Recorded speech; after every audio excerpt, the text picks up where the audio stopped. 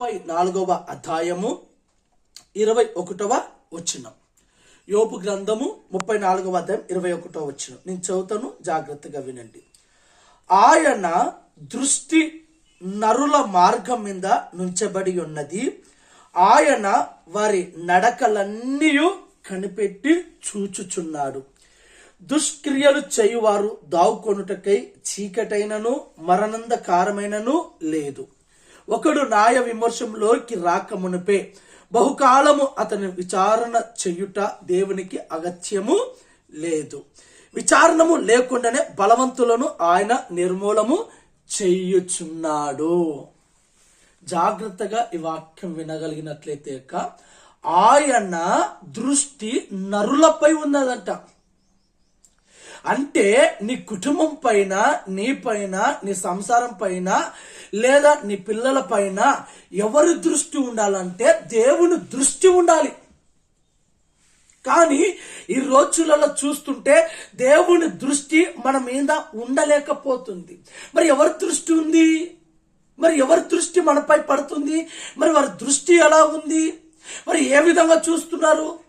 ఈరోజు మానవులైనటువంటి వారు కానీ, అయిన వారు కానీ, ప్రతి ఒక్కరు కూడా మనని ఏ దృష్టితో చూస్తున్నారంటే నశించాలి, వీరు బాగుపడకూడదు, వీరు ఎలాగైనా కీడును అనుభవించాలి, నాకంటే వీరు పై స్థాయికి రాకూడదని ఈరోజు చాలా మంది మన పైన విషపు చూపు చూస్తూ ఉంటారక్క. అందుకే ఈ మధ్యాహ్న కాలంలో ప్రభు ఏమంటున్నంటే, నీ పైన, నీ పిల్లల పైన ఎవరైతే విషపు చూస్తున్నారో వారిని దేవుడు చూచునుగాక. వారికి ఏమని న్యాయం తీరుస్తావు నువ్వు? ఏమని న్యాయం తీరుస్తావు నువ్వు? ఒకసారి ఆలోచించు. ఏ విధంగా న్యాయం తీరుస్తావు? ఏమని అడుగుతావు నువ్వు? నేను ఏం తప్పు చేస్తాను, నా మీద ఇలా చేస్తున్నాను, ఏ విధంగా అడుగుతావు? అందుకే దేవుడు అంటాడు కదా, వారి పైన దేవుని దృష్టి పడాలి, వాడి నడతలని దేవుడు కనిపెట్టాలి. నువ్వు కాదు, నేను కాదు కనిపెట్టాల్సింది. అర్థమవుతుందాక?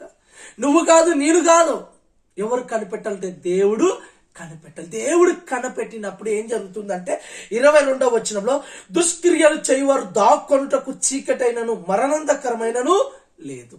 నీ పైన ఎవరైతే దుష్క్రియలు చేయాలనుకుంటున్నారో బాగా వినండి. ఎవరైతే నీ పైన ఏదో కీడు తలబెట్టాలనుకున్నారో, ఎవరైతే నీ పైన, నీ భర్త పైన, నీ పిల్లల పైన, నీ సంసారం పైన నశించాలి అని అనుకున్నారో వారు ఎక్కడున్నా సరే ఏమవుతారంట? నిర్మూలము చేయబడతారు. భయపడాల్సిన అవసరం లేదు. నిన్ను గురించి ఎవరు తప్పుగా మాట్లాడుకుంటున్నారు, నీ సంసారం గురించి ఎవరు ఏ రకంగా మాట్లాడుకుంటున్నారు, వారు చీకటిలో ఉన్నా సరే, మరణంధకరమైన స్థలములలో ఉన్నా సరే, వారిని దేవుడు విడిచిపెట్ట. మరి ఎందుకు నువ్వు ఇంత దిగులు చేయాల్సిన పని ఏంటి? దేవుడు నన్ను చూడడం లేదే, దేవుడు నన్ను పట్టించుకోవడం లేదే, దేవుడు నా ప్రార్థన అంగీకరించడం లేదే, నేను ఇంత మంచి పనులు చేస్తున్నా, నేను వీరికి ఇంతగా సహాయపడుతున్నా, ఇన్ని మాటలు నన్ను అంటున్నా, ఒక్క మాట పెట్టకోకుండా అన్ని పడుతూ నిందలు, అవమానాలు భరాయిస్తున్నానే, ఇంకా ఎంతకాలం నేను భరాయించాలి అని ఒక క్వశ్చన్ మనకు వస్తుంది. దేవుడు వాళ్ళను నిర్మూలపరిచేంత వరకు సహించాలి.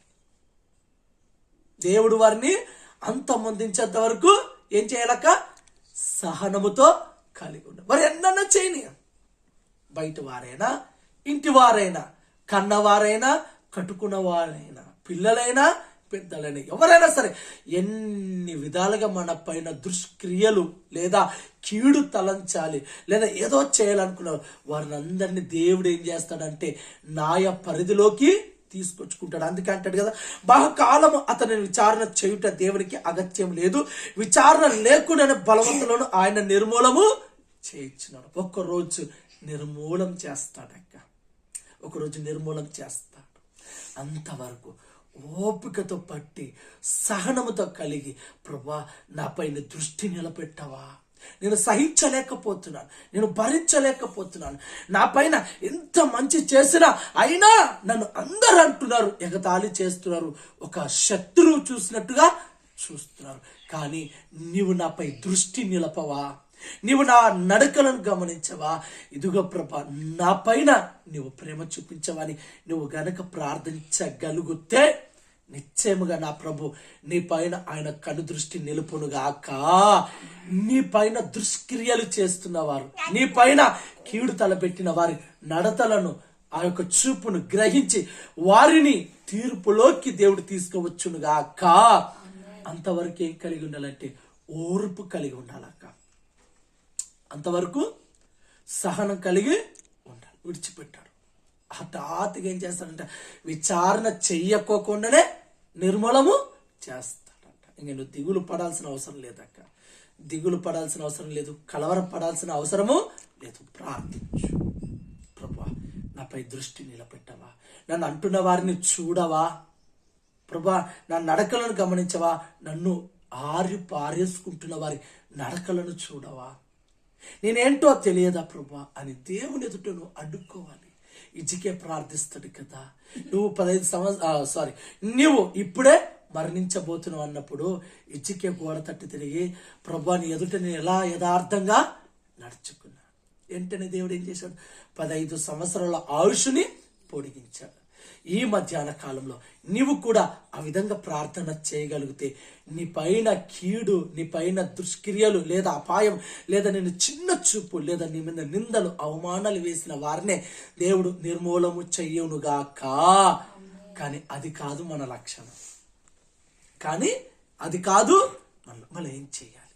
వారికి మారు మనసు ఇవ్వవా, వారు కూడా మారేటట్టుగా చేయదేవా అని ప్రార్థన చేసుకోగలిగితే నిశ్చయముగా నా ప్రభు వారిని న్యాయ పరిధిలోకి తీసుకొచ్చి వారికి మంచి మనసిచ్చి, మారు మనసిచ్చి, ఇంకనూ మారకపోతే అప్పుడు ఆయన తను చేయవలసిన కార్యం జరిగించునుగాక. ఇంకా నీ శత్రువులందరినీ ప్రభు మార్చునుగాక. ఇంటి వారిని అందరిని మార్చి నీకు సపోర్టుగా దేవుడు చెయ్యునుగాక. నీ పట్ల నీ ఇంటి వారు, బయట వారు అందరు కూడా ప్రేమాభిమాన మర్యాదలు చేసేటట్టుగా ప్రభు చెయ్యునుగాక. మోకరించి ప్రార్థన చేసుకుందాం. దేవుడి మాటలను దీవించునుగాక.